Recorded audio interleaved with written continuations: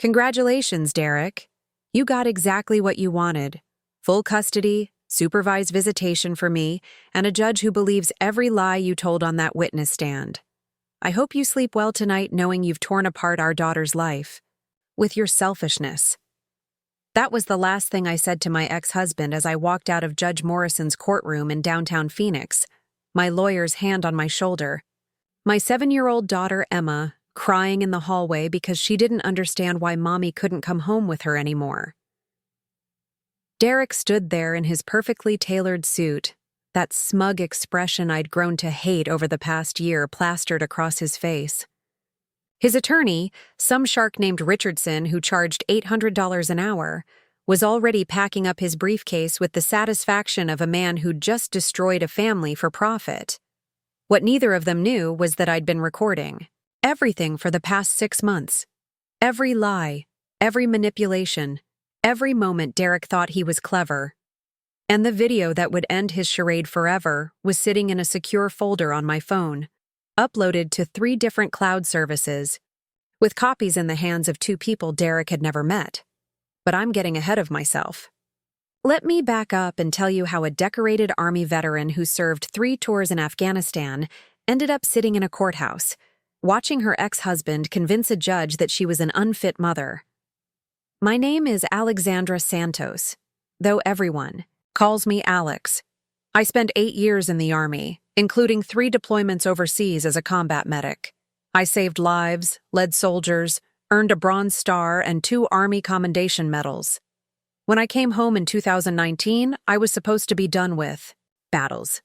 I was supposed to be building a peaceful life with my husband Derek and our daughter Emma. Instead, I walked into the biggest fight of my life. Derek Morrison was everything I thought I wanted when I met him at a charity fundraiser in 2016. Successful. Financial advisor, charming smile, seemed genuinely interested in my military service, instead of uncomfortable about it like so many civilian men were. He was patient with my adjustment issues, supportive during my nightmares, understanding when I needed space to process everything I'd seen overseas. For 3 years, I thought I'd found my person.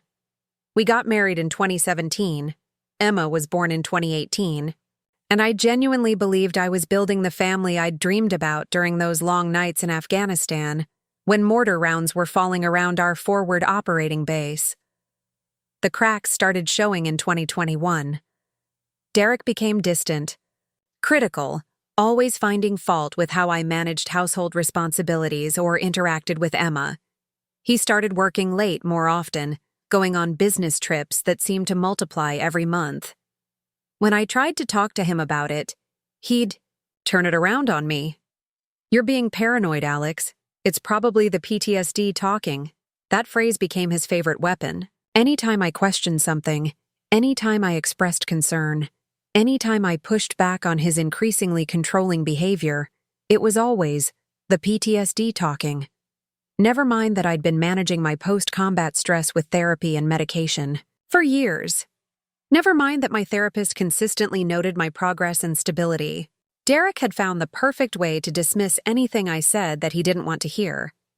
The divorce papers arrived in March 2022, served while I was at my job as a nurse at Phoenix Children's Hospital. No warning, no conversation, just a legal document that accused me of being mentally unstable, financially irresponsible, and potentially dangerous to our daughter due to my untreated combat-related psychological issues. Every accusation was carefully crafted to exploit the stereotypes people have about veterans. The angry, unstable ex-soldier who can't adjust to civilian life. The ticking time bomb who might snap at any moment. Never mind that I'd been working successfully as a pediatric nurse for 2 years. Never mind that Emma's teachers consistently praised our relationship and my involvement in her education. Never mind that I'd never shown any signs of the explosive anger or instability Derek was claiming. His strategy was brilliant in its cruelty. He knew exactly which buttons to push. With the family court system, mental health stigma, particularly around veterans, runs deep in civilian institutions.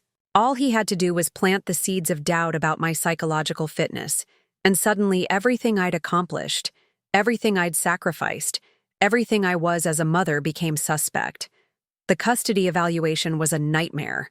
A court-appointed psychologist who'd never worked with veterans, asking questions designed to highlight trauma responses while completely ignoring my coping mechanisms and support systems. Derek, meanwhile, presented himself as the concerned father trying to protect his daughter from her unstable veteran mother. "I'm not saying Alex is a bad person," he told the evaluator, his voice heavy with fake concern. "But she's been struggling since she came back from Afghanistan. The nightmares, the flashbacks, the anger issues. I'm just worried about Emma's safety." Every word was calculated to reinforce the narrative he was building. The concerned civilian husband protecting his innocent child from the damaged veteran. It didn't matter that Emma had never seen me have a nightmare. It didn't matter that my anger issues consisted of occasionally raising my voice when Derek deliberately provoked me. It didn't matter that I'd never, not once, shown any sign of being dangerous to our daughter. What mattered was that Derek had money for expensive lawyers and expert witnesses who would testify about the potential dangers of veteran mothers. What mattered was that he could afford to drag out the proceedings, knowing that I was burning through my savings trying to keep up with legal fees. The final hearing was scheduled for October 15, 2022. 9 months of legal warfare, psychological evaluations, home visits, and character assassination. 9 months of Derek systematically dismantling everything I was as a mother, while positioning himself as Emma's savior.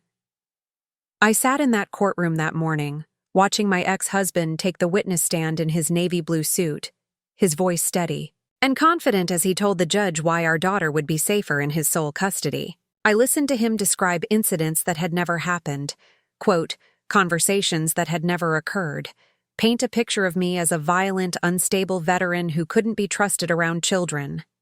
Judge Morrison listened intently, occasionally, asking clarifying questions that showed he was buying every word of Derek's performance.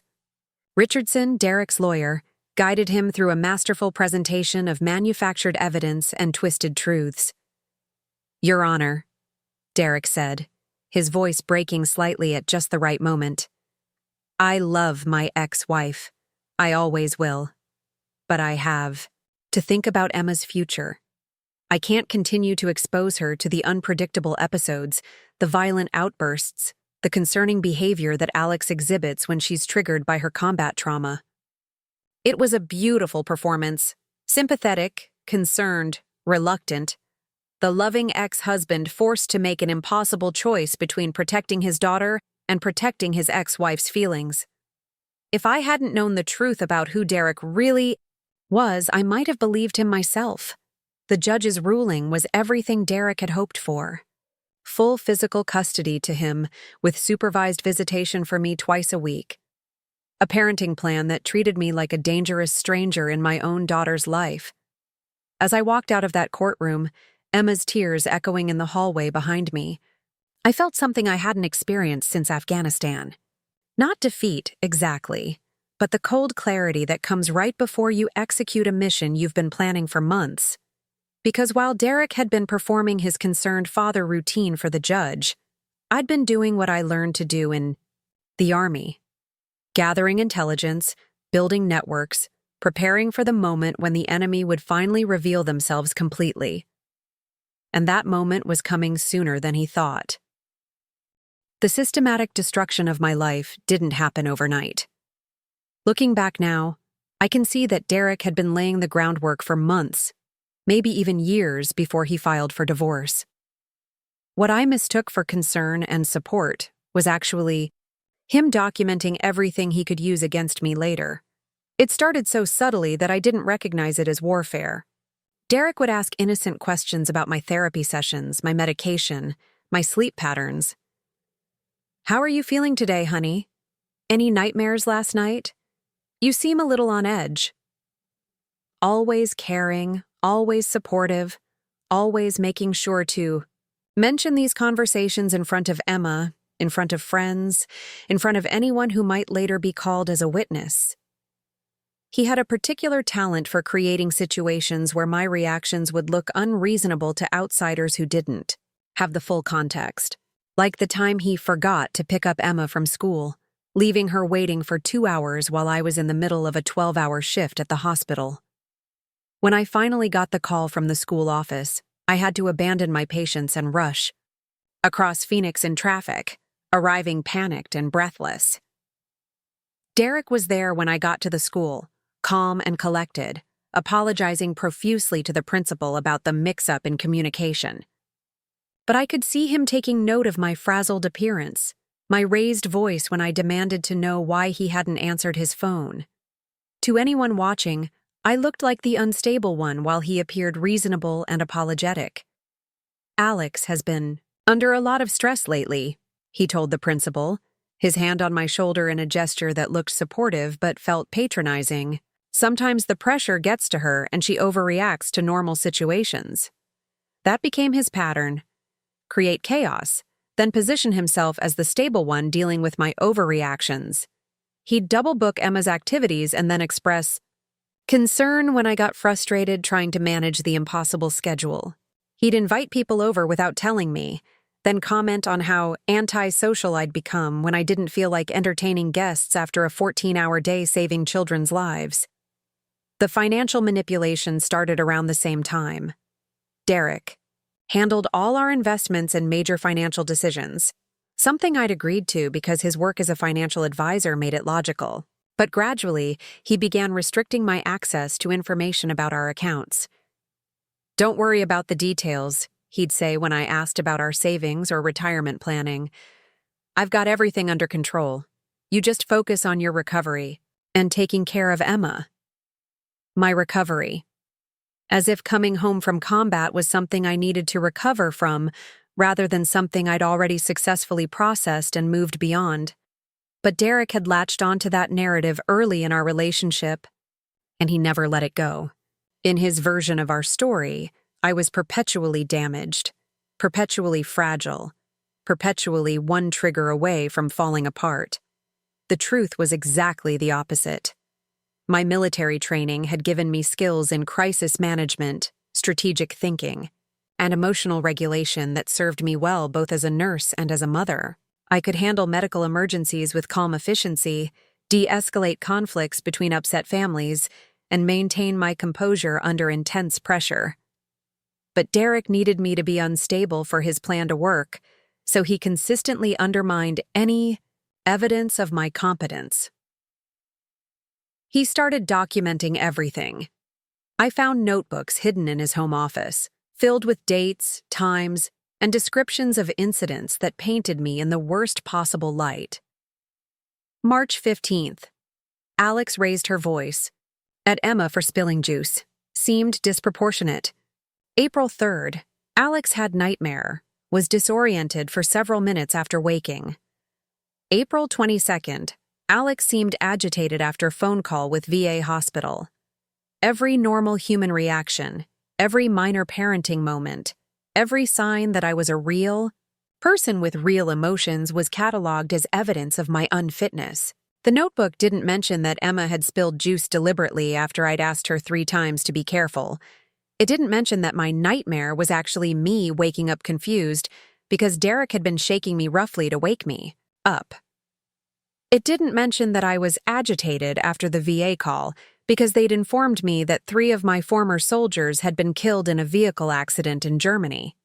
Context didn't matter in Derek's documentation. Only the narrative he was building. The isolation was perhaps the most insidious part of his strategy. He systematically drove wedges between me and my support system, always in ways that seemed reasonable on the surface. My army buddies were a bad influence, who encouraged me to dwell on the past. My work friends were too invested in the drama of our marriage. My therapist was probably not the right fit, since I wasn't making the progress we'd hoped for. Even my relationship with Emma became a weapon in his hands.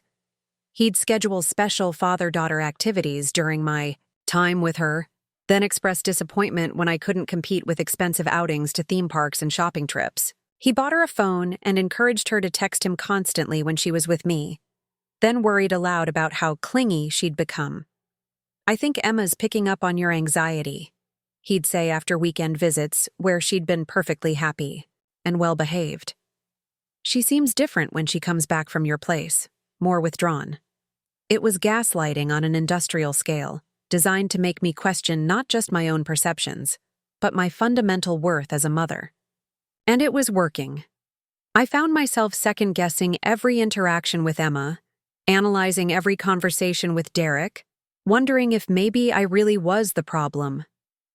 The most devastating betrayal came when I discovered he'd been meeting with lawyers for months before serving me with divorce papers. While I thought we were working on our marriage and counseling, he was already building his case for sole custody. The therapist we were seeing, Dr. Patricia Williams, had been subtly guided to focus on my military trauma and its impact on our family dynamic. I found the invoices in his desk drawer when I was looking for our tax documents. Not just legal fees, but payments to a private investigator who'd been following me, photographing me, documenting my daily routines. Payments to expert witnesses who specialized in testifying about the psychological instability of combat veterans. Payments to a jury consultant who helped craft the most effective narrative for custody cases. Derek had turned our marriage into a research project, and I was the subject being studied, cataloged, and prepared for dissection in family court. TUI. Private investigators' reports were particularly cruel. Photos of me crying in my car after difficult shifts at the hospital, with notes about apparent emotional instability. Video of me having an animated conversation with my neighbor, described as aggressive confrontation with civilian. Pictures of me at the VA hospital for routine appointments, labeled as evidence of ongoing psychological treatment. Every aspect of my life had been weaponized against me. My dedication to my patients became evidence that I was neglecting Emma. My military friendships were proof that I couldn't move beyond my combat experience. My therapy appointments, which any reasonable person would see as evidence of responsibility and self-awareness, were twisted into proof of ongoing instability. But the most damaging evidence Derek had gathered was the recording he'd made of me during one of our worst fights, 6 months before he filed for divorce. I'd discovered he'd been lying about a business trip, and when I confronted him, he'd deliberately pushed my buttons until I lost my temper. The recording started right at the moment I raised my voice, capturing none of the context, none of his provocation, just me sounding angry and unreasonable. That recording became Exhibit A in his custody case. The unstable veteran mother, screaming at her concerned husband, proving everything he'd been saying about my mental state. What Derek didn't know was that while he'd been building his case against me, I'd been building something too. The moment that changed everything happened on a Tuesday evening in September, 3 weeks before our final custody hearing. Emma was at Derek's house for his regular weeknight visit, and I was working late at the hospital, covering for a colleague who had a family emergency. It was nearly midnight when I got home to our empty house, the house that would soon be Derek's under the divorce settlement. I was exhausted, emotionally drained from another day of pretending everything was normal. While my world crumbled around me, the custody battle had consumed every spare moment and dollar I had. My lawyer, Janet Rodriguez, was competent but overwhelmed. She was handling dozens of cases, while Derek's team had unlimited resources and singular focus on destroying me. Was making myself a cup of tea when I heard Derek's car in the driveway. This was unusual. Emma wasn't supposed to come home until the next evening, and Derek typically avoided any unnecessary contact with me. I looked out the kitchen window and saw him getting out of his BMW alone. No Emma in sight. He walked to the front door like he owned the place, which technically, according to the divorce decree, he soon would. "We need to talk," he said when I opened the door, pushing past me into the living room without waiting for an invitation. His usual composed demeanor was slightly off. There was an edge of panic in his voice that I'd never heard before. Where's Emma? I asked. She's fine. She's staying at my place tonight. This is about something else. He started pacing, running his hands through his hair. Alex, I need you to know that whatever happens in the next few weeks, I never wanted it to get this ugly. I stared at him, trying to read the situation. In all our months of legal warfare, Derek had never shown up at my house looking rattled. His lawyers handled all communication. He maintained perfect composure during depositions and court appearances. This version of Derek, nervous, almost vulnerable, was completely foreign to me. What are you talking about? He sat down heavily on the couch we'd bought together 4 years ago, the one where we used to watch movies with Emma curled up between us. There are some things about this divorce, about the custody situation, that you don't understand. Things that are bigger than just our marriage. Derek, you're scaring me. What's going on? He looked at me for a long moment, and I saw something in his expression that made my blood run cold. Not guilt, exactly, but a kind of calculated regret, like someone sorry about the means but not the end. I've been seeing someone, he said finally, for about a year now. I know that's not news to you. Your lawyer has been trying to prove it. For months. But what you don't know is that she works for Richardson's firm. She's a paralegal there. The revelation hit me like a physical blow, not just the confirmation of the affair I'd suspected, but the strategic nature of it. Derek hadn't just cheated on me. He'd embedded himself in his own legal team through a romantic relationship. Her name is Carmen Vasquez, he continued, not looking at me. She's been helping coordinate the custody case. She has access to all the strategy discussions, all the evidence preparation, all the plans for discrediting you in court. I felt the room spin slightly. The extent of the conspiracy was beyond anything I'd imagined. You've been getting inside information about my legal strategy through your girlfriend. It's not that simple, Alex. Carmen and I, it's complicated. But yes, she's been sharing information that's helped my team stay ahead of your moves. I walked to the window, staring out at the street where Emma and I used to take evening walks, where she'd learned to ride her bike, where we'd built snow forts during Phoenix's rare winter storms. Everything about my life felt suddenly contaminated by Derek's manipulation. Why are you telling me this now? I asked, turning back to face him. His expression darkened. Because Carmen is getting cold feet. She's talking about coming clean, maybe even testifying about what she's seen and heard. She thinks the custody case has gone too far. The pieces started falling into place. Derek wasn't here to confess out of guilt. He was here to manage a crisis. His inside source was threatening to expose their entire operation, and he needed to figure out how to contain the damage. What exactly has she seen and heard? Derek stood up abruptly, agitated. Look, Alex, we both know this marriage was over long before I filed papers. We both know Emma is better off in a stable environment. But some of the evidence we've presented, some of the testimony from expert witnesses, it might not hold up to the kind of scrutiny Carmen could provide. You mean some of it was fabricated? I mean some of it was strategically emphasized to highlight the real concerns about your fitness as a primary parent. The euphemisms were stunning. Strategic emphasis. Real concerns. As if destroying my reputation and stealing my daughter was just good business practice. Get out, I said quietly. Alex, listen to me.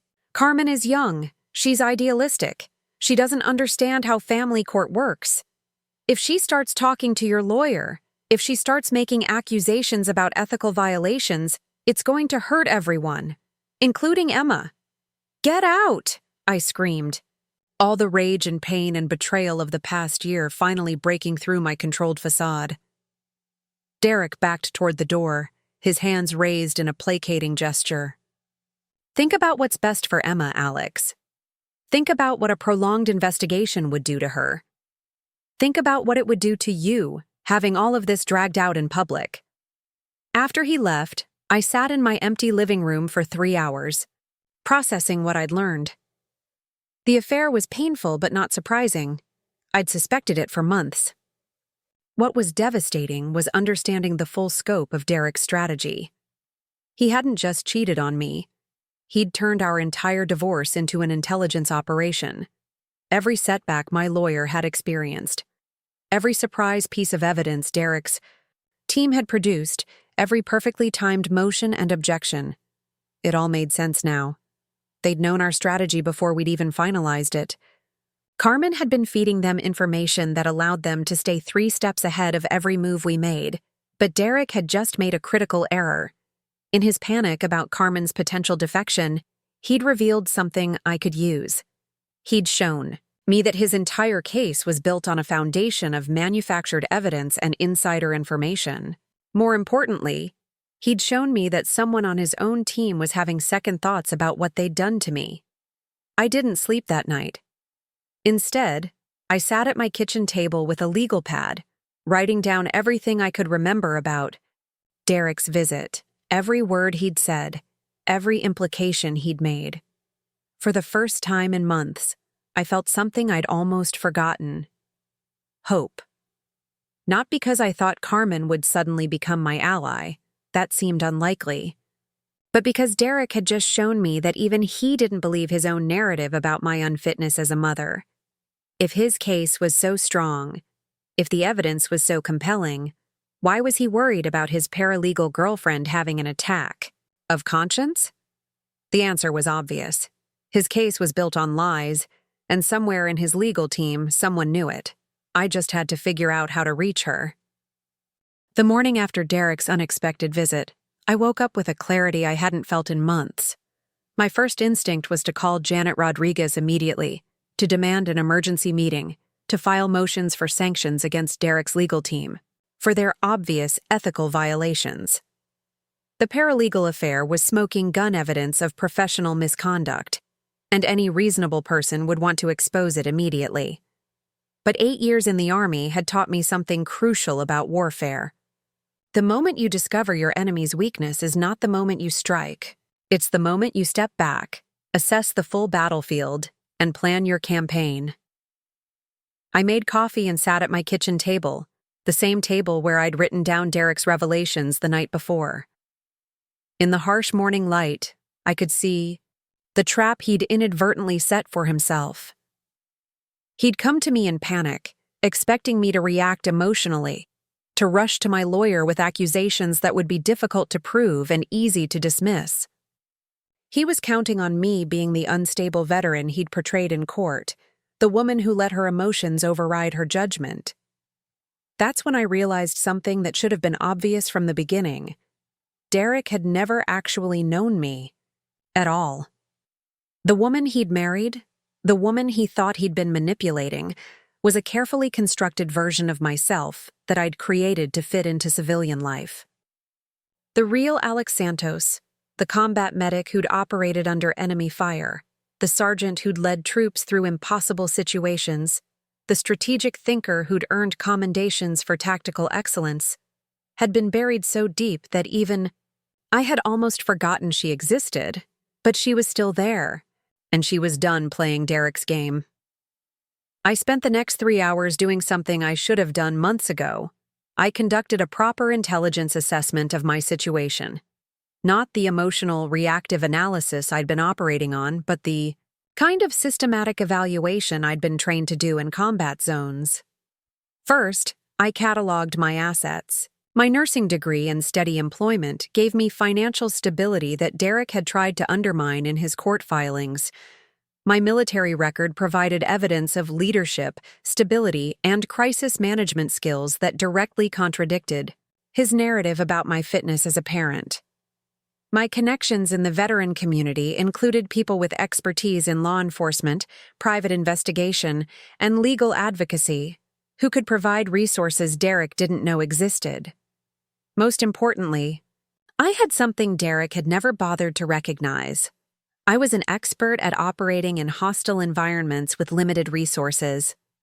Afghanistan had taught me how to build networks, gather intelligence, and execute complex operations while maintaining operational security.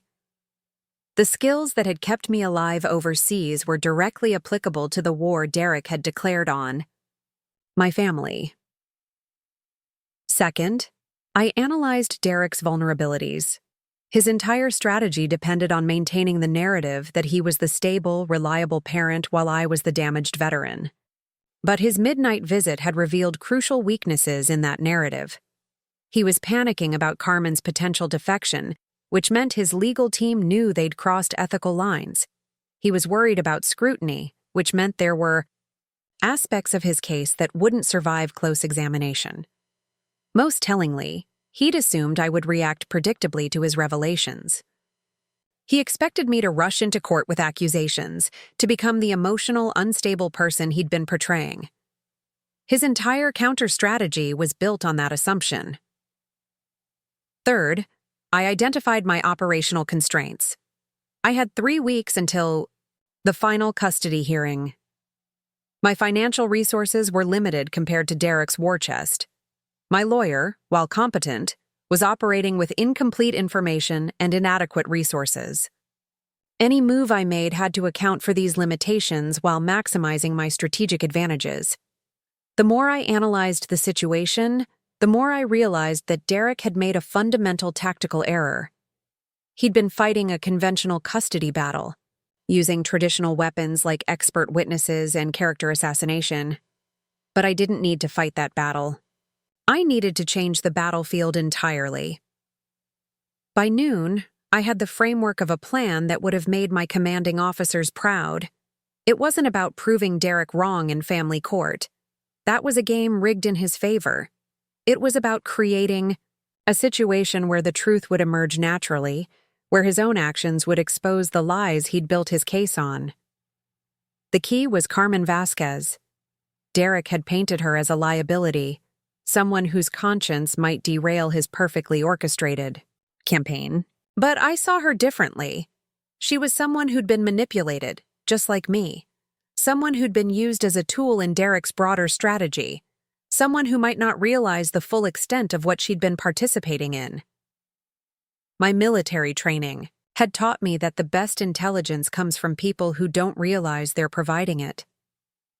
Carmen had been feeding information to Derek, but she'd also been observing the entire operation from the inside. She'd seen how the evidence was prepared, how the narrative was constructed, how the expert witnesses were coached. She had access to communications and strategy sessions that could expose the entire conspiracy. But approaching her directly would be catastrophic. Derek was already worried about her loyalty, and any contact from me would confirm his worst fears, while potentially driving her deeper into his camp. I needed a different approach. That afternoon, I called my friend Marcus Chen, a former Army intelligence officer who'd transitioned into private security work after his discharge. Marcus had stayed in Phoenix after leaving the service, building a successful business providing corporate security consulting. "I need help with a problem," I told him when we met at a coffee shop in Scottsdale, far from anywhere Derek might frequent. "But I need to know that anything we discuss stays between us." Marcus studied my face, recognizing something in my expression that took him back to our deployment days. "Talk to me." I laid out the situation in broad strokes, focusing on the legal and ethical violations rather than the personal betrayal. Marcus listened without interruption, occasionally asking clarifying questions that showed he understood the tactical dimensions of what Derek had been doing. "So you need intelligence on this paralegal without making direct contact," he summarized when I finished. "And you need it in a way that can't be traced back to you. I need to understand who she really is, what her motivations might be, what pressure points might make her reconsider her involvement. But more than that, I need to understand the full scope of what Derek's team has been doing. If they've been using her to spy on my legal strategy, what other ethical violations might they have committed?" Marcus nodded slowly. "This is sophisticated operation for a family court case. Your ex-husband has been playing at a level that suggests professional consultation, maybe even law enforcement connections. You're not just fighting him, you're fighting a system." That analysis confirmed what I'd been suspecting. Derek's campaign, against me wasn't just personal vindictiveness. It was too well orchestrated, too strategically sophisticated to be the work of someone acting alone. He'd been getting professional help from people who specialized in this kind of character assassination. I can do some discreet background work, Marcus continued. Find out who Carmen Vasquez really is, what her connections might be, whether she has any vulnerabilities or pressure points. But Alex, you need to understand that once we start pulling on these threads, there's no controlling where they lead. If Derek's team has been operating outside ethical boundaries, exposing that could create a lot of collateral damage. I'm not trying to destroy innocent people, I replied. But I'm also not going to let my daughter grow up believing her mother is the unstable person Derek has painted me as. Emma deserves to know the truth, and she deserves to have both parents in her life on equal terms. Marcus agreed to help, but he insisted on one condition. I had to promise not to take any direct action until we had complete intelligence picture. No confrontations, no accusations, no courtroom dramatics until we understood exactly what we were dealing with. You're thinking like a soldier now, he told me as we parted. That's good, but remember that the best military operations succeed because they're patient, methodical, and based on superior intelligence. Don't let your emotions override your tactical judgment. That evening, I sat down with a bottle of wine and my laptop, beginning the careful process of researching everything I could find about Carmen Vasquez, Richardson's law firm, and the network of expert witnesses Derek had assembled. For the first time in months, I wasn't reacting to Derek's moves. I was making my own. The hunt had begun, and Derek had no idea that the prey he thought he'd cornered was actually the predator. Marcus delivered his preliminary intelligence report on Carmen Vasquez 3 days later. We met at a veteran-owned brewery in Tempe, a place where two former soldiers having an intense conversation wouldn't attract attention. He slid a manila folder across the scarred wooden table, his expression grim. "Your instincts were right," he said without preamble. "This isn't just about a custody battle. There's a much bigger operation here. Carmen Vasquez was 26 years old, originally, from Tucson, with a paralegal certificate from Phoenix Community College. She'd been working at Richardson & Associates for 18 months, which meant Derek had been planning his divorce strategy longer than I'd realized. But the most interesting detail was her background. She was a single mother herself, with a 4-year-old son named Miguel. She lost custody of her own kid 2 years ago, Marcus explained, keeping his voice low. Baby daddy had better lawyers, claimed she was neglecting the child because she was working 2 jobs to support them. Sound familiar? The parallel was staggering. Carmen wasn't just Derek's girlfriend and information source. She was someone who'd lived through exactly what Derek was putting me through. She understood the pain of having your child weaponized against you, the helplessness of watching a family court system that claimed to prioritize children's welfare while systematically destroying families. Here's where it gets interesting, Marcus continued, opening to the second page of his report. Richardson's firm has handled 7 high-profile custody cases in the past 2 years, all involving military veterans. All 7 veterans lost primary custody. All 7 cases involved allegations of PTSD-related parenting concerns. My blood ran cold. Derek hadn't just targeted me randomly. He'd chosen a law firm that specialized in using veterans' service records against them. Richardson & Associates had turned character assassination of former service members into a business model. How is that possible? They've got it down to a science, Marcus said, pulling out photocopied articles from legal journals. There's a whole cottage industry around veteran family law, supposedly designed to help military families navigate divorce and custody issues. But some firms have figured out how to exploit the system. They identify the psychological vulnerabilities specific to combat veterans, then use expert witnesses who specialize in making PTSD sound like a disqualifying condition for parenthood. The folder contained profiles of expert witnesses who'd testified against veterans in multiple cases, always using similar language about combat-related behavioral issues and potential for unpredictable responses to stress. These weren't objective medical professionals. They were hired guns who'd built careers on pathologizing military service. But here's the thing, Marcus continued. Carmen has been present for strategy meetings where they discuss these tactics openly. She's seen how they coach witnesses, how they manipulate psychological evaluations, how they exploit judicial bias against veterans. And according to my sources, she's been documenting it. Documenting how? She keeps detailed notes of everything she sees and hears. Apparently, she started doing it after her own custody case, trying to understand how the system had failed her. When she got involved with Derek and started working on veteran custody cases, she kept taking notes, maybe thinking she could help other parents avoid what happened to her.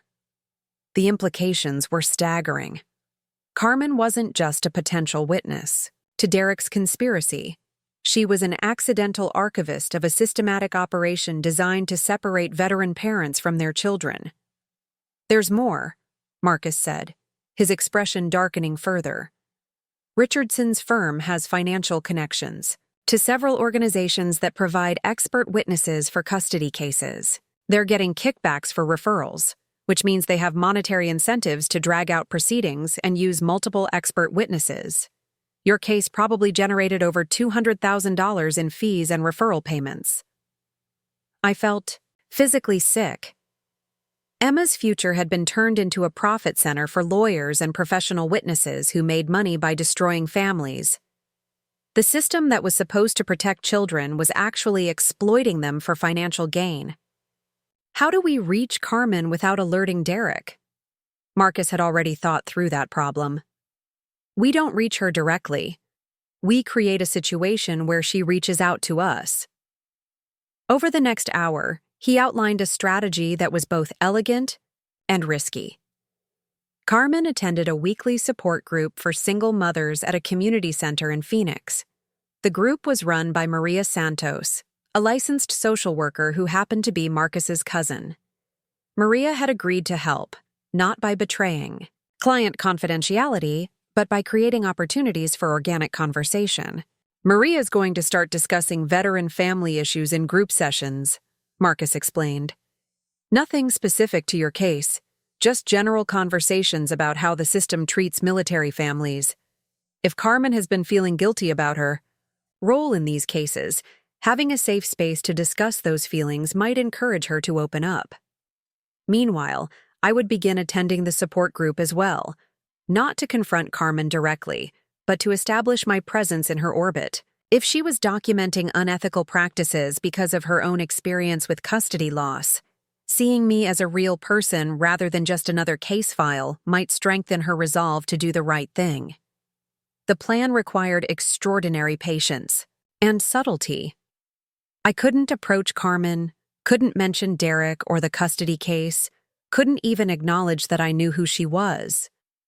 I had to trust that her conscience would eventually drive her to act, and that when it did, she'd have a clear path to reach out. But while we were working on the Carmen angle, I was also building other components of my counter strategy. Through my connections in the veteran community, I reached out to Dr. Jennifer Walsh, a psychologist who specialized in military families and had written extensively about the misuse of PTSD diagnoses in family court. Dr. Walsh agreed to review my psychological evaluation and provide an expert analysis of how my mental health assessment had been distorted. This evaluation was designed to find pathology, she told me after reviewing the court-ordered psychological assessment.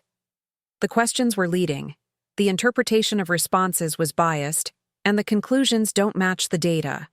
Any competent psychologist should be able to see that. She agreed to serve as an expert witness if needed, but more importantly, she connected me with a network of professionals who'd been fighting the systematic bias against veterans in family court. They'd been documenting cases like mine for years, building evidence for a potential class action lawsuit against law firms that were exploiting military families. I also reconnected with my Army support network in ways I hadn't done since returning from deployment. Staff Sergeant Maria Rodriguez, who'd served with me in Afghanistan, was now working as a victim advocate with the Phoenix Police Department. Captain James Thompson had become a family law attorney specializing in military families. Sergeant, First Class, David Kim was running a nonprofit organization that provided legal support to veterans facing custody challenges. None of them knew the specific details of my case, but all of them understood the broader pattern of discrimination against veteran parents. They provided me with resources, contacts, and most importantly, validation that what was happening to me wasn't isolated or accidental. "We've been tracking this problem for years," Captain Thompson told me during a quiet conversation at a Veterans Day event.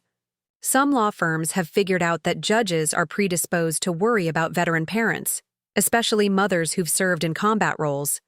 They exploit those biases systematically." Through this network, I learned about other cases similar to mine, other veteran mothers who'd lost custody based on manufactured evidence and biased expert testimony. Some of them were willing to provide affidavits describing their experiences, creating a pattern of evidence that could support claims of systematic discrimination. But perhaps most importantly, I was building documentation of my own competence and stability. I arranged for performance evaluations from my supervisors at the hospital, highlighting my leadership skills and crisis management abilities. I got letters from Emma's teachers describing our positive relationship and my active involvement in her education. I compiled evidence of my community involvement, my financial stability, and my successful management of any post-deployment adjustment issues. Every piece of evidence was carefully organized and stored in multiple secure locations. Unlike Derek's manufactured documentation, everything I gathered was authentic, verifiable, and painted a picture of the competent, stable parent I actually was. 3 weeks into this intelligence-gathering phase, I received a text message from an unknown number. "I think we need to talk." CM Carmen Vasquez had made contact, exactly as Marcus had predicted she would. But I knew that one wrong move in our first conversation could derail everything I'd been building. The next phase would require even more careful navigation than anything I'd done so far. The war for Emma's future was about to enter its most critical phase. The text from Carmen arrived on a Thursday evening while I was helping Emma with her homework at Derek's kitchen table. It was my supervised visitation time, 2 hours twice a week in Derek's presence, a humiliating arrangement that reinforced his narrative about my unfitness as a parent. The court-appointed supervisor, Mrs. Patterson, sat in the living room reading a magazine while Derek worked ostentatiously at his laptop nearby, occasionally looking up to observe my interactions with Emma. I glanced at the unknown number on my phone screen. "I think we need to talk. CM." My heart rate spiked, but I kept my expression neutral, sliding the phone face down on the table. Carmen Vasquez had made contact exactly as Marcus predicted, but the timing was catastrophic. Any unusual behavior during supervised visitation would be documented by Mrs. Patterson and reported back to the court. Derek was already hyper-vigilant about Carmen's loyalty. If he suspected I was communicating with her, it could destroy everything. "Who was that, Mommy?" Emma asked, looking up from her math worksheet. "Just work, sweetheart," I said, forcing a smile. "Let's focus on these multiplication problems." For the next hour and a half, I performed the role Derek expected, the diminished veteran mother, grateful for whatever scraps of time she was allowed with her daughter. I helped Emma with homework, listened to her stories about school, and carefully avoided any behavior that could be interpreted as inappropriate or unstable. All while my mind raced through the implications of Carmen's contact and the delicate response it would require. Derek watched us with the satisfied expression of someone whose strategy was proceeding flawlessly. In his version of reality, I was exactly where he wanted me. Isolated, financially drained, and desperate for any connection to Emma. He had no idea that behind my compliant facade, I was orchestrating a campaign that would systematically dismantle everything he'd built against me. After Mrs. Patterson ended the visit and I kissed Emma goodbye, I drove home with deliberate calm, knowing that Derek might have arranged surveillance of my movements. It wasn't until I was safely inside my house, with the curtains drawn and the security system activated, that I allowed myself to fully process what Carmen's contact meant. I waited 2 hours before responding, time enough to make the message seem like a casual discovery rather than something I'd been anticipating. My reply was carefully neutral. "I'm not sure what you mean. Who is this?" Her response came within minutes. "Derek's friend. Can we meet somewhere private? Tomorrow?" The exchange confirmed what Marcus had suspected. Carmen was operating under significant stress, probably torn between guilt about her role in destroying my family and fear of Derek's reaction if she betrayed him. Her willingness to risk contact meant she'd reached a breaking point, but it also meant she was potentially unstable and unpredictable. I spent the night planning our meeting with the same careful attention I'd once devoted to mission briefings in Afghanistan. The location had to be secure from Derek's surveillance, but not so obviously clandestine that Carmen would feel threatened. The conversation had to encourage her to share information while avoiding any appearance of coercion or manipulation. Most importantly, I had to maintain perfect operational security. One careless word or action could expose my entire counter-strategy. We agreed to meet at the Botanical Garden in Papago Park, a public space with multiple exit routes and enough ambient noise to prevent electronic surveillance. I arrived 30 minutes early, using the time to conduct counter-surveillance and identify potential observation points. Marcus had taught me to assume that any meeting could be monitored, either by Derek's people or by Carmen herself if she was wearing a recording device. Carmen appeared at exactly the appointed time, looking younger and more fragile than I'd expected from Marcus's intelligence files. She was petite, with dark hair pulled back in a nervous ponytail, wearing scrubs that suggested she'd come directly from work. Her eyes darted constantly, scanning the area with the hypervigilance of someone who expected to be caught at any moment. "Thank you for coming," she said without preamble as we walked toward a secluded bench near the desert wildflower exhibit. "I wasn't sure you'd respond." "I'm still not sure what this is about," I replied, maintaining my cover. "Derek mentioned he had a friend, but—" "He doesn't know I'm here," Carmen interrupted, her voice dropping to barely above a whisper. "If he finds out, I'll lose everything. My job, my apartment, maybe even my chance to get Miguel back." Miguel. Her 4-year-old son who'd been taken from her by the same system that was now targeting me. Marcus's intelligence had been accurate about her motivation, but seeing her obvious pain made the strategic calculations feel suddenly personal. "I don't understand what any of this has to do with me," I said gently, allowing confusion rather than knowledge to color my voice. Carmen stopped walking and turned to face me directly. "I know about the custody case. I know about the evidence. About what Derek's team has done to make you look unstable, and I know it's not true." The admission hung between us like a live explosive. Carmen had just confirmed everything I'd suspected about manufactured evidence and coordinated character assassination, but I couldn't appear to understand the full implications without revealing my own investigation. "I don't know what you mean," I said carefully. "The court decided that Derek should have primary custody because it's what's best for Emma." Carmen's expression crumpled slightly. "No, it's not. The court decided because we made sure they would decide that way. Because Derek's lawyers know exactly which psychological buttons to push with judges who don't understand military families. Because I gave them information about your legal strategy that allowed them to stay ahead of every move your lawyer made." She was spiraling toward full confession, driven by guilt and the recognition that she'd participated in something fundamentally wrong, but I needed her to articulate the specifics without appearing to coach her testimony. "Carmen, you're not making sense. Derek told me you work for his law firm, but surely there are ethical rules about sharing case information." "There are," she said, tears starting to form in her eyes. But Derek convinced me that helping his case was actually helping Emma. He said you were dangerous, that your military trauma made you unpredictable, that protecting Emma from you was more important than following technical rules. The manipulation was breathtaking in its sophistication. Derek had convinced Carmen that betraying attorney-client privilege was actually an act of child protection, allowing her to maintain her self-image as someone who cared about children while systematically destroying a mother's relationship with her daughter. But you don't believe that anymore? I asked.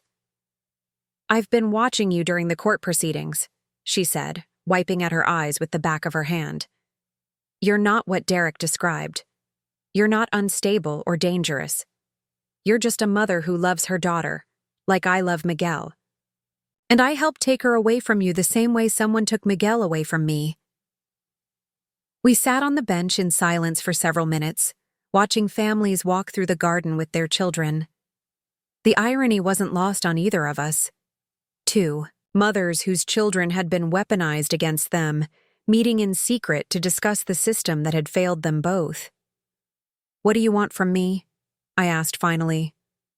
I want to make it right, Carmen said, her voice gaining strength. I have documentation of everything. Notes from strategy meetings, copies of communications between Derek and the expert witnesses, recordings of conversations about how to present evidence to make you look unstable. I've been keeping records, because of what happened to me, trying to understand how these lawyers operate. The intelligence Marcus had gathered was accurate. Carmen had been documenting Richardson's methods, probably without fully understanding what she was creating. She possessed evidence that could expose not just Derek's conspiracy against me, but the broader pattern of veteran discrimination that the law firm had been perpetrating. But I'm scared, she continued. If I come forward, Derek will destroy me the way he's destroying you. Richardson's firm will make sure I never work in legal services again. And if they can make a decorated veteran look unfit to parent, what chance do I have? This was the crucial moment. Carmen was offering to help, but she needed assurance that her cooperation wouldn't result in her own destruction. I had to provide that assurance without revealing the full extent of my preparation or the network of support I'd assembled.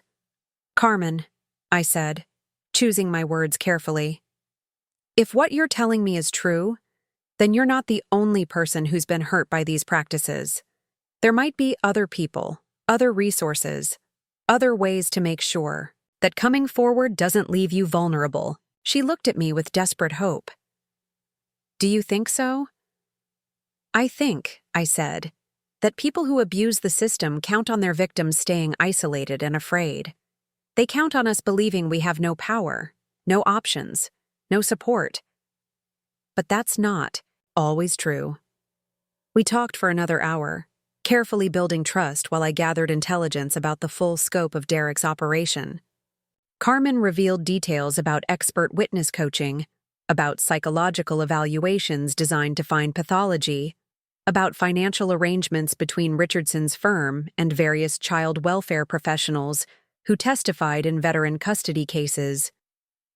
Most importantly, she provided a timeline that showed Derek had been planning his custody strategy for over 2 years, using her access to confidential information to build an airtight case against me, while I remained completely unaware of the conspiracy. As we prepared to leave, I made one final strategic move. Carmen, if you're serious about making this right, I might know some people who could help. People who understand what it's like to have the system turned against you.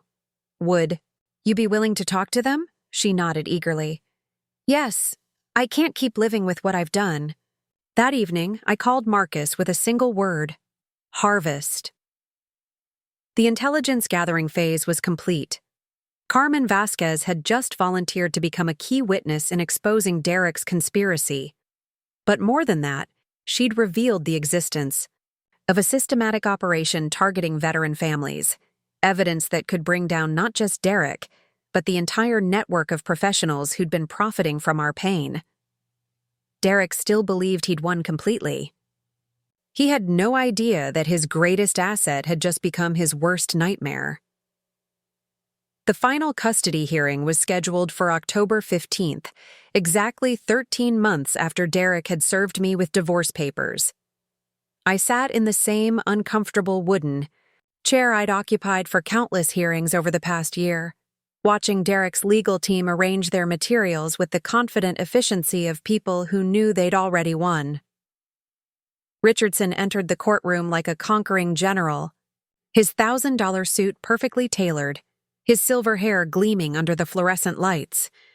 Behind him, 2 junior associates wheeled in boxes of evidence, expert reports, and psychological evaluations that had cost Derek more than most people's annual salary.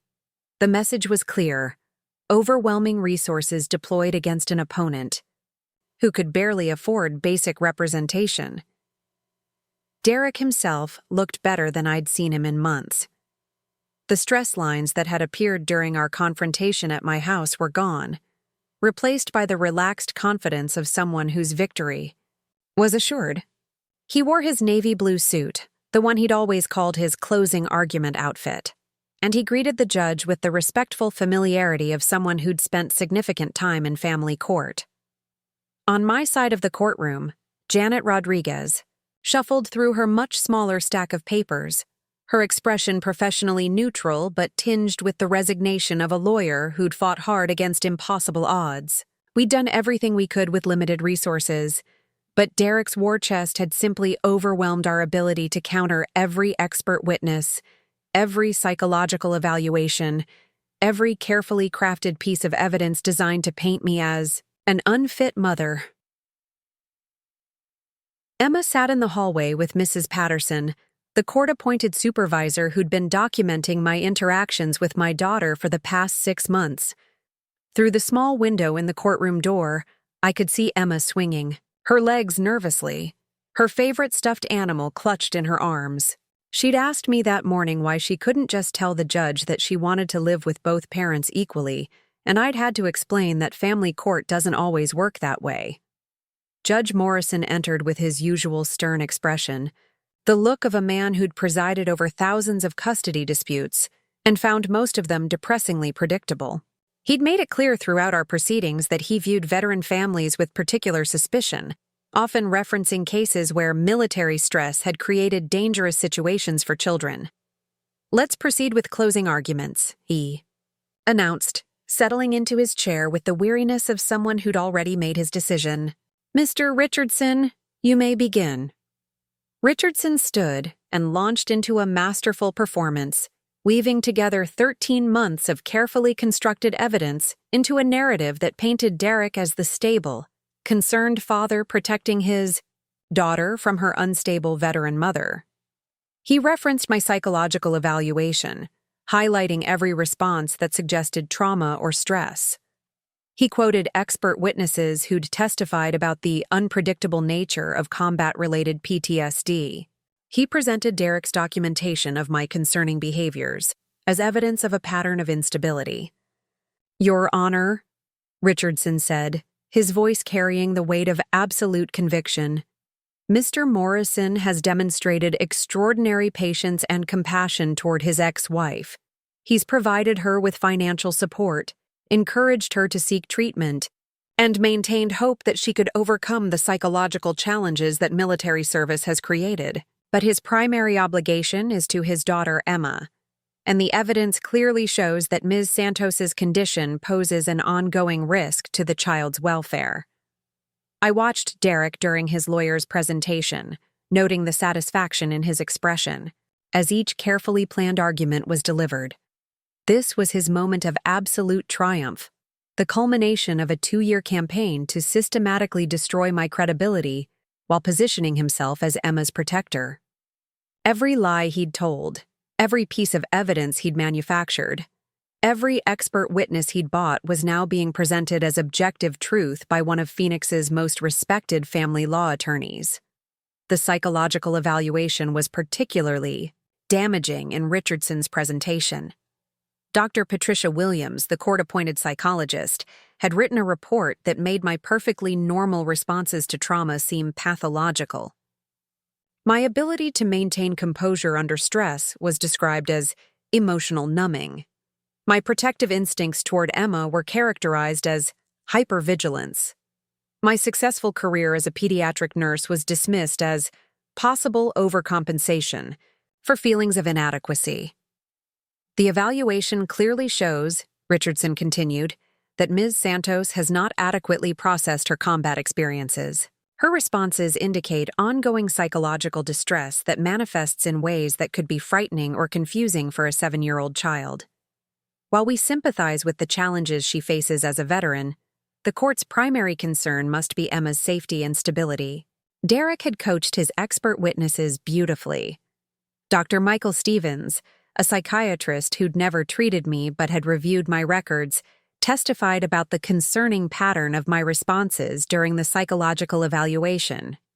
Dr. Lisa Chen, a child psychologist, had spoken about the potential impact of parental instability on developing children.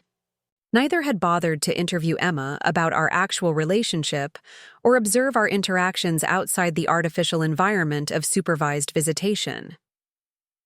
The most devastating testimony had come from Derek himself. Over the course of 3 hours on the witness stand, he'd painted a picture of our marriage that was recognizable but completely distorted. Yes, I'd had nightmares occasionally after returning from Afghanistan. Yes, I'd sometimes been distant or preoccupied during my adjustment to civilian life. Yes, there had been moments of tension between us as we navigated the challenges of reintegration. But Derek had taken these normal experiences and weaponized them, describing my nightmares as violent episodes, my adjustment difficulties as persistent instability, and our marital conflicts as evidence of my inability to maintain healthy relationships. His testimony was a masterclass in emotional manipulation, delivered with the perfect balance of reluctant concern and protective determination. "I don't want to hurt Alex," he'd said, his voice breaking slightly at just the right moment. "She's been through hell, and she deserves our compassion. But I can't sacrifice Emma's well-being for the sake of political correctness about military service. My daughter needs stability, predictability, and safety. Until Alex can demonstrate that she's fully addressed her psychological challenges, I have to be Emma's advocate." The gallery behind Derek was filled with character witnesses who testified to his stability, his dedication to Emma, and his patient efforts to support me through my difficulties. His business partners spoke about his professional reliability. His neighbors described him as a devoted father. His sister testified about his commitment to family values and his genuine concern for my welfare. My side of the gallery was nearly empty. The veteran community that had supported me throughout this ordeal couldn't take time off work to attend court proceedings that stretched across multiple days. My work colleagues, while supportive, were reluctant to become involved in what they saw as a private family matter. The isolation that Derek had orchestrated over the past 2 years was now visually represented in the courtroom. Him surrounded by supporters, me sitting essentially alone. When Janet rose to present my closing argument, her task was virtually impossible. How do you defend against accusations that are technically true but completely distorted? How do you explain that someone who appears perfectly reasonable in court has actually orchestrated a 2-year campaign of systematic character assassination? How do you counter expert testimony from highly credentialed professionals who've never bothered to understand the reality of your situation? Janet did her best, highlighting my successful career, my active involvement in Emma's education, and the testimony of teachers who'd observed my positive relationship with my daughter. She pointed out the obvious bias in Dr. Williams's psychological evaluation and questioned the relevance of expert testimony from professionals who'd never actually observed me parenting Emma. But even as Janet spoke, I could see Judge Morrison's expression. He'd already made his decision, probably weeks ago. The evidence Derek had presented fit perfectly with his preconceptions about veteran parents, particularly mothers who'd served in combat roles. I was the unstable ex-soldier who couldn't adjust to civilian life. Derek was the concerned father, protecting his child from the inevitable breakdown that everyone expected from someone like me. "Ms. Santos," Judge Morrison said when Janet finished her argument. "I want you to know that this court recognizes and appreciates your service to our country. The sacrifices you've made deserve our respect and gratitude. However, this proceeding is about what's best for Emma, and the evidence suggests that primary custody with her father, combined with supervised therapeutic visitation with you, provides the most stable environment for her development." The words washed over me like ice. Water, therapeutic visitation, as if spending time with me was a form of medical treatment rather than a fundamental right of both mother and daughter. Derek's victory was complete. Full physical custody, with me relegated to 6 hours per week of supervised visits contingent on my participation in ongoing therapy and regular psychological evaluations. The custody order even included provisions allowing Derek to modify or suspend my visitation if my condition deteriorated. As the judge concluded his ruling, Derek's legal team began packing their materials with obvious satisfaction. Richardson shook Derek's hand warmly, already calculating the referrals this high-profile victory would generate. The expert witnesses in the gallery nodded approvingly, their testimony validated by the court's decision. Derek himself sat quietly, accepting congratulations with the appropriate mixture of relief and regret. He was careful not to appear too triumphant. That wouldn't fit the narrative of the reluctant father forced to make difficult decisions for his daughter's welfare. But I could see the satisfaction in his eyes, the knowledge that his 2-year campaign had succeeded beyond his wildest expectations. As I gathered my few papers and prepared to leave the courtroom, Derek approached me with an expression of carefully manufactured concern. "Alex," he said quietly, "I hope you know this isn't about punishment. Emma needs stability right now, and with the right help, maybe someday things can be different."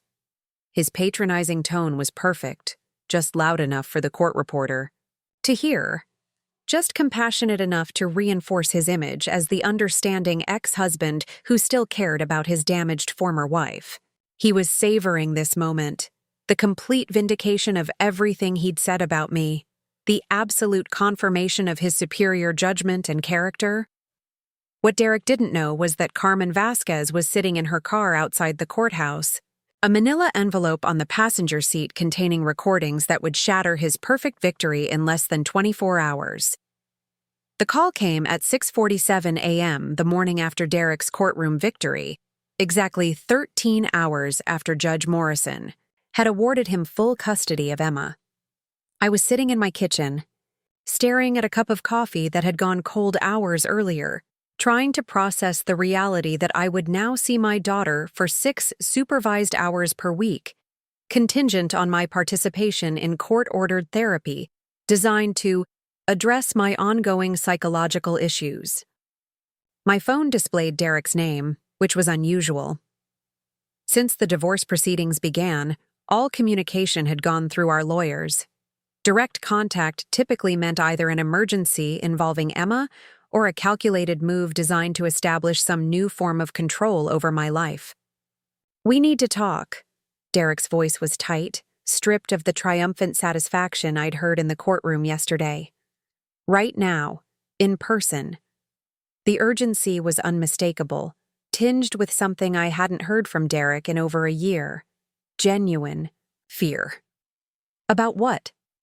I kept my voice neutral, though my pulse quickened. After 13 months of strategic patience, something had finally shifted in the dynamic between us. "You know exactly what," he snapped, then seemed to catch himself, modulating his tone back toward the controlled concern he'd perfected for court appearances. "There's been a development, something that affects Emma's welfare. We need to discuss it privately." The phrase "affects Emma's welfare" was Derek's standard manipulation tactic, his way of making any conversation seem to be about our daughter's best interests rather than his own agenda. But the edge of panic in his voice suggested this wasn't another attempt at psychological manipulation. "I'll come to you," he continued without waiting for my response. 20 minutes. The line went dead before I could reply, leaving me staring at the phone with a mixture of anticipation and strategic calculation. Derek never came to my house anymore. He'd made a point of avoiding any setting where he wasn't in complete control. His willingness to enter my territory suggested desperation, which meant someone had finally disrupted his carefully constructed narrative. I used the 20 minutes to prepare for what I suspected would be the most important conversation of our entire relationship. I activated the recording app on my phone, positioning it where Derek's voice would be clearly captured. I reviewed the key points of what I knew about his conspiracy with Carmen and Richardson's firm, organizing my thoughts around specific details that would demonstrate knowledge I wasn't supposed to possess. Most importantly, I centered myself emotionally, drawing on the same mental discipline that had kept me alive during 3 combat deployments. Derek was coming to me in crisis, which meant he was vulnerable in ways he'd never been before. But vulnerability made him dangerous, and I needed to navigate this conversation with perfect tactical precision. Derek arrived in 17 minutes, his BMW pulling into my driveway with the aggressive speed of someone who'd exceeded the speed limit. He emerged from the car looking disheveled in a way I'd never seen before. His usually immaculate hair was rumpled, his expensive suit wrinkled, his tie slightly askew. The man who'd sat in court yesterday radiating confident control now looked like someone who'd been awake all night dealing with a crisis. He didn't knock, just walked through my front door as if he still lived here, his agitation too intense for normal social protocols. I was waiting in the living room, positioned deliberately in the chair that gave me the best view of his body language while keeping my back to a wall. Another habit from military training that had become second nature. "Show me the video," he said without preamble, standing in the center of the room like an accused man facing a tribunal. The words confirmed what Marcus and I had suspected. Carmen had finally acted on her conscience, but not in the way we'd anticipated. Instead of coming forward as a witness, she'd created evidence that Derek couldn't deny or explain away. "I don't know what you're talking about," I replied calmly, maintaining the same neutral expression I'd perfected during our custody proceedings. Derek's composure cracked completely. "Don't play games with me, Alex. Carmen sent me a text this morning with a video file, security footage from Richardson's office showing conversations that were supposed to be privileged. Recordings of strategy sessions discussing how to manipulate your psychological evaluation. Audio of me talking about financial incentives for expert witnesses." The scope of Carmen's documentation was even more extensive than Marcus had discovered. She hadn't just been taking notes, she'd been systematically recording evidence of the entire conspiracy, creating a comprehensive archive of ethical violations and illegal activity. "Carmen's been feeding you information for over a year," Derek continued, beginning to pace the room with the manic energy of someone whose world was collapsing. "But she's also been recording everything. Every strategy meeting, every conversation, about coaching expert witnesses, every discussion about manipulating court procedures." I felt a surge of respect for Carmen Vasquez that surprised me with its intensity. She'd been playing an even deeper game than any of us had realized, documenting crimes while appearing to participate in them, building a case that could expose the entire network of professionals who'd been systematically destroying veteran families. "Why would she do that?" I asked, genuinely curious about Carmen's motivations. "Because she lost custody of her own kid using the same tactics," Derek exploded, his carefully maintained facade completely shattered.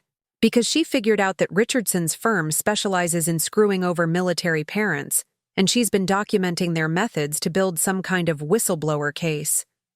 The admission confirmed everything Marcus and I had theorized about. Richardson and Associates. They weren't just representing Derek in a contentious custody case.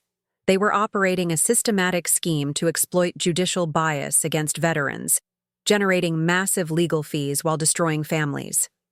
"Derek," I said quietly, "I still don't understand what any of this has to do with me." He stopped pacing and stared at me with an expression that mixed desperation with dawning recognition. For the first time in our relationship, Derek was seeing me clearly, not as the damaged veteran he'd been manipulating, but as the strategic, thinker who'd been operating several steps ahead of his supposedly superior intelligence. "You knew," he said, his voice dropping to barely above a whisper.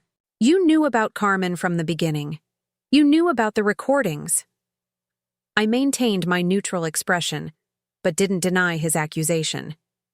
Let him work through the implications of what my knowledge meant for everything he thought he'd accomplished. "How long have you known?"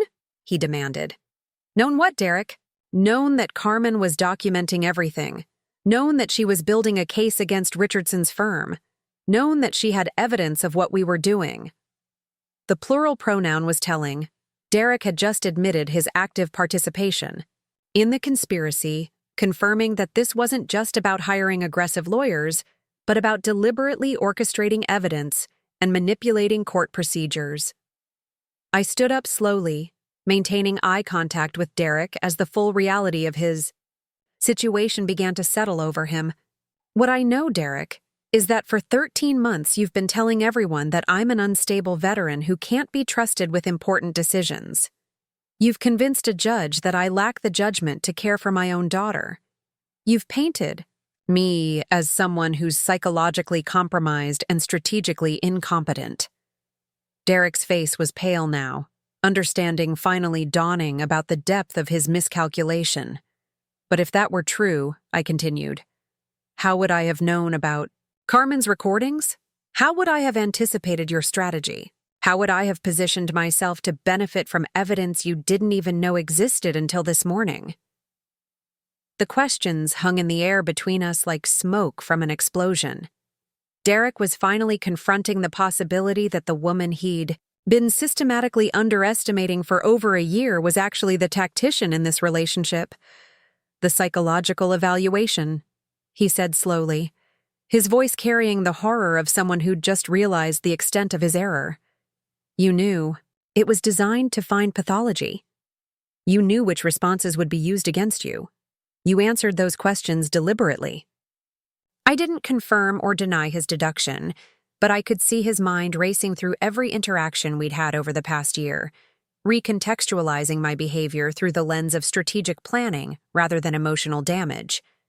"The supervised visitation," he continued, talking more to himself than to me. "You never fought it as hard as you could have. You accepted restrictions that any reasonable parent would have challenged aggressively."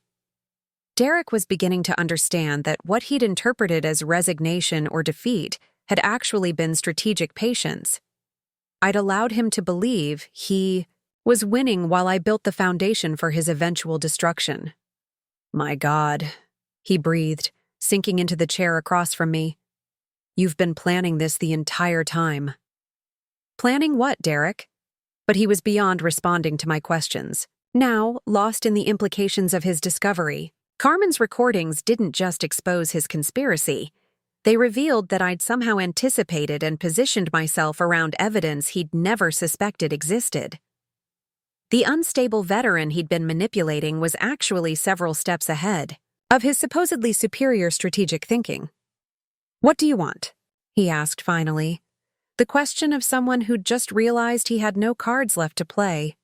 I smiled then, the first genuine expression of satisfaction I'd allowed myself since this entire ordeal began. Derek Morrison, the financial genius who'd systematically destroyed my reputation and stolen my daughter, was finally asking the right question.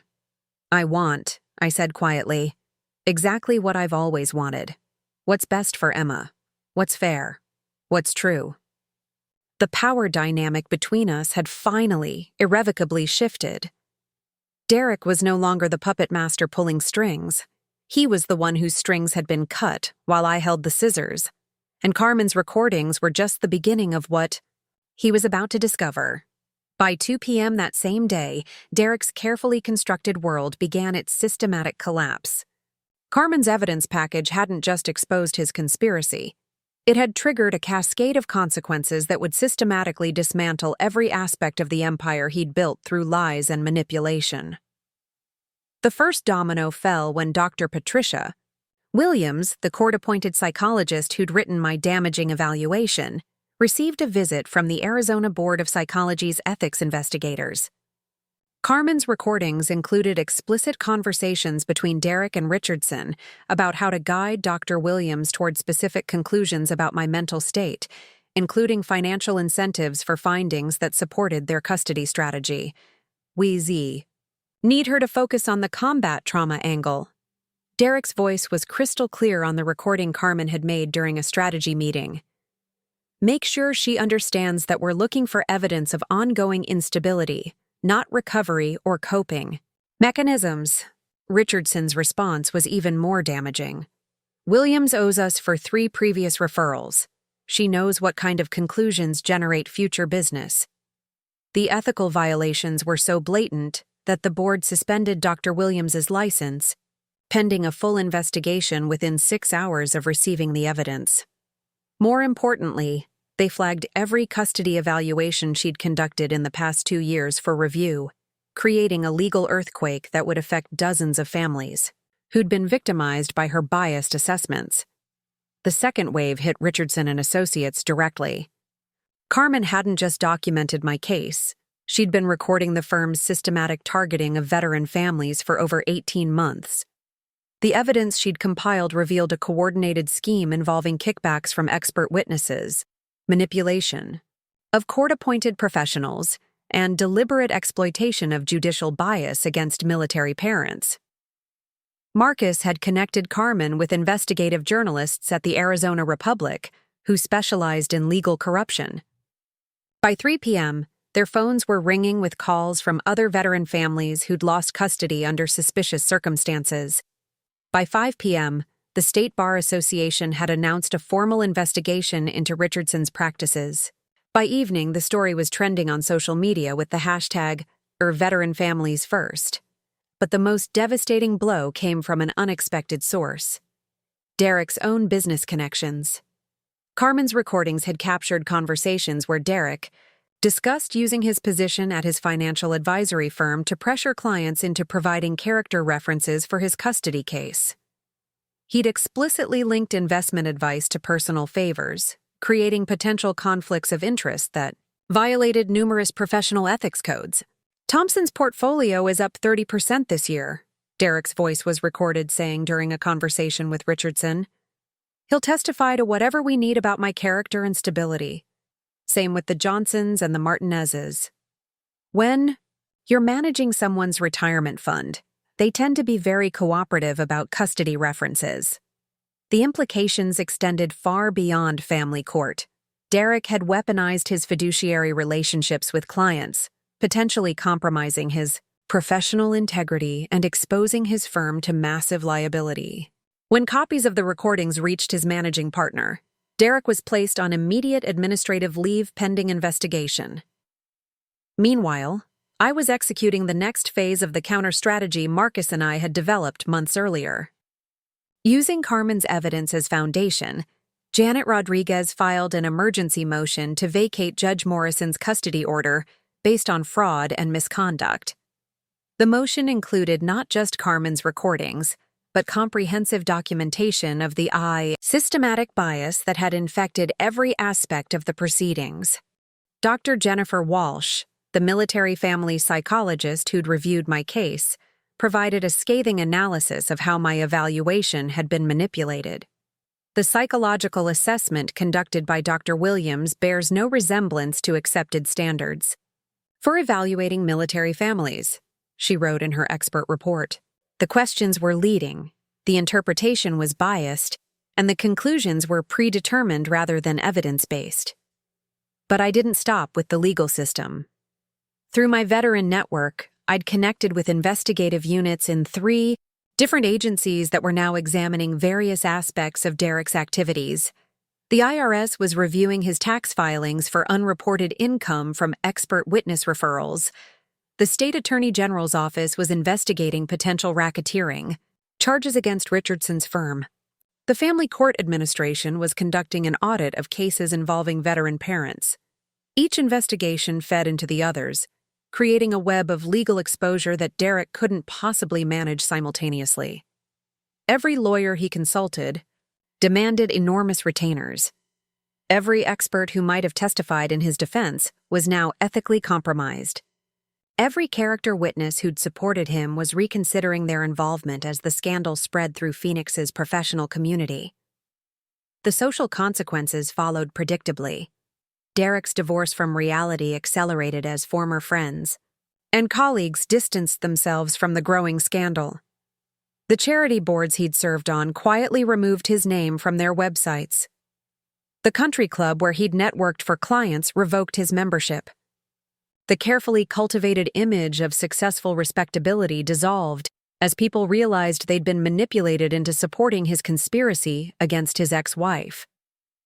Most painfully for Derek, Emma's reaction to the unfolding revelations shattered his narrative about protecting her from her unstable mother. At 7 years old, she didn't understand the legal complexities, but she understood that adults had been lying about her mother for reasons she couldn't comprehend. The supervised visitation that was supposed to demonstrate my unfitness instead provided Emma with evidence of our genuine relationship. Mrs. Patterson, the court-appointed supervisor, found herself documenting interactions that completely contradicted the profile of the unstable veteran mother Derek had painted. Emma consistently shows excitement about seeing her mother, Mrs. Patterson wrote in her revised report. Their interactions are warm, appropriate, and demonstrate a strong emotional bond. I observe no concerning behaviors or evidence of the psychological instability described in previous evaluations. Derek's desperate attempts to control the narrative only accelerated his downfall. His frantic calls to former allies, his angry confrontations with Carmen, his attempts to discredit the growing mountain of evidence against him all reinforced the image of someone whose composed facade had cracked under pressure. The financial pressure was particularly devastating. Derek had leveraged everything, his house, his retirement accounts, his business partnerships, to fund the legal war against me. Now facing multiple investigations and potential criminal charges, he couldn't secure additional credit or liquidate assets that were under scrutiny by various authorities. Richardson's firm, meanwhile, was hemorrhaging clients and facing potential disbarment for multiple attorneys. The expert witnesses who'd testified against me in dozens of cases were being investigated by their respective professional boards. The entire network that had profited from destroying veteran families was collapsing under the weight of its own corruption.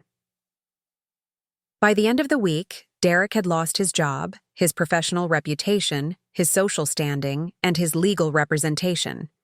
Richardson and Associates was facing criminal charges that made continued representation of Derek impossible due to conflicts of interest. The expert witnesses were either suspended or under investigation.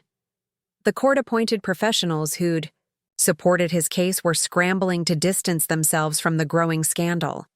Judge Morrison, facing pressure from the State Judicial Commission about his obvious bias in veteran custody cases, had no choice but to order an immediate review of Emma's custody arrangement. The temporary order he issued pending investigation granted me equal parenting time, while Derek underwent his own court-ordered psychological evaluation. For the first time in over a year, Emma came home to my house for dinner on a Tuesday night, her backpack full of homework and stories about school that I'd missed during months of supervised visits. She helped me make spaghetti, chattering about her friends and teachers and the art project she wanted to show me, completely unaware that her presence in my kitchen represented the collapse of her father's 2-year campaign to erase me from her life. As I tucked her into her old bed in her old room, Emma looked up at me with the serious expression she inherited from Derek, but the compassionate eyes that were purely her own. "Mommy," she said quietly, "are you and Daddy going to stop being angry at each other now?" I kissed her forehead, choosing my words carefully. "We're going to figure out how to do better, sweetheart. For you and for all of us." Derek's empire of lies was crumbling, but Emma's future was just beginning to rebuild itself on the foundation of truth I'd spent 13 months preparing. 6 months after Carmen's recordings destroyed Derek's conspiracy, I stood in the same Phoenix courtroom, where I'd watched Judge Morrison award him full custody of Emma. But this time, everything was different. Judge Morrison had recused himself from all veteran family cases pending an ethics investigation. Derek sat alone at the defendant's table, his expensive legal team replaced by an overworked public defender. And I was no longer the defeated veteran, mother begging for scraps of time with my daughter. The new judge, Honorable Maria Gonzalez, had extensive experience with military families and a reputation for cutting through manufactured drama to focus on children's actual welfare. She'd spent 3 weeks reviewing the evidence of systematic fraud that had corrupted the original custody proceedings, her expression growing darker with each revelation. "Mr. Morrison," Judge Gonzalez said, her voice carrying the authority of someone who'd seen enough lies to recognize truth. "The evidence before this court reveals a conspiracy to defraud the judicial system and deprive a fit parent of her fundamental rights. The psychological evaluations were manipulated, the expert testimony was bought and paid for, and your legal team engaged in systematic ethical violations that rise to the level of criminal conduct." Derek's fall had been spectacular and complete. The FBI's investigation into Richardson and Associates had uncovered a racketeering scheme involving dozens of custody cases where veteran parents had been systematically targeted. Derek's financial firm had fired him immediately when recordings revealed how he'd pressured clients into providing false testimony. The IRS investigation had discovered unreported income and tax evasion that would likely result in federal charges. But, perhaps most devastating of all, Emma had started asking questions Derek couldn't answer. At 7 years old, she didn't understand legal complexities, but she understood that her father had been lying about her mother. The elaborate stories about my instability and danger had crumbled when confronted with the reality of our relationship. During the expanded visitation that followed Derek's exposure. "The court finds," Judge Gonzalez continued, "that the original custody order was obtained through fraud and is therefore void. Custody will be modified to reflect the best interests of the child based on actual evidence, rather than manufactured narratives." Emma would live with me during the school week and spend weekends with Derek, assuming he completed court-ordered therapy and parenting classes. The supervised visitation requirements were eliminated entirely. Most importantly, Emma would receive counseling to help her process the trauma of being used as a weapon in her parents' conflict.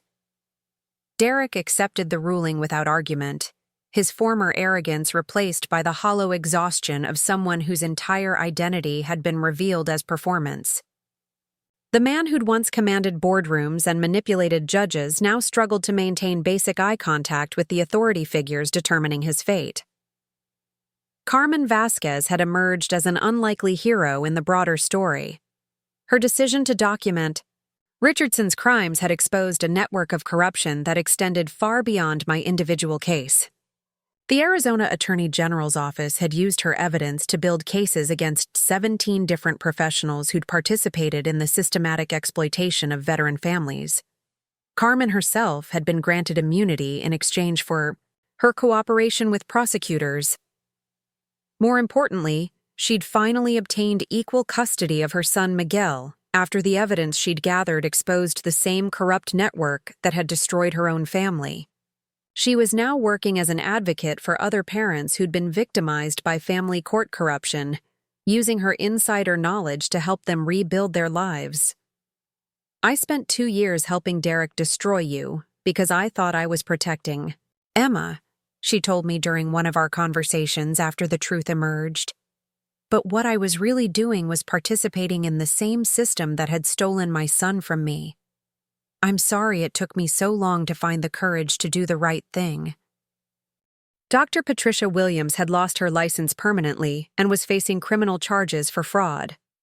Richardson's law firm had been dissolved, with 3 partners facing disbarment and potential prison time. The expert witnesses who'd built careers on pathologizing military service were under investigation by their respective professional boards. Most satisfying, Judge Morrison had been censured by the State Judicial Commission for demonstrating clear bias against veteran families and was required to complete extensive training on military family issues before handling any custody cases involving service members. The ripple effects extended far beyond Phoenix. Carmen's documentation had revealed that Richardson's methods were being replicated by firms across the country, creating a national scandal about the systematic targeting of veteran families in family courts. Congressional hearings were announced. Federal legislation was being drafted to protect military families from discriminatory practices. Support organizations were being established to help veteran parents who'd lost custody under suspicious circumstances. For Emma, the transition back to living primarily with me was remarkably smooth.